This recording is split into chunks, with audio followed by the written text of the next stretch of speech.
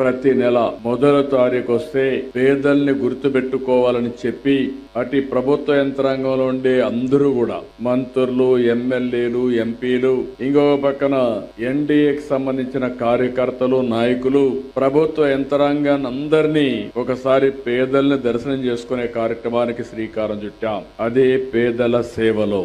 నాకు తెలిసినంత వరకు ప్రపంచంలో ఎక్కడా ఇలాంటి కార్యక్రమం జరగలేదు.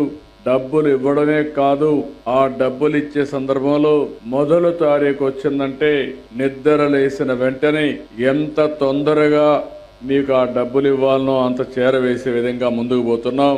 మొదటి తారీఖు అనగానే కళకళలాడుతున్నాయి గ్రామాలన్నీ. ఆనందంతో ప్రతి ఒక్కరు కూడా సంతోషంగా ఉన్నారు. దానికి కారణం ఈ పింఛన్లే ప్రధాన కారణం అని మరొక్కసారి మీ అందరికీ విజ్ఞప్తి చేస్తున్నా.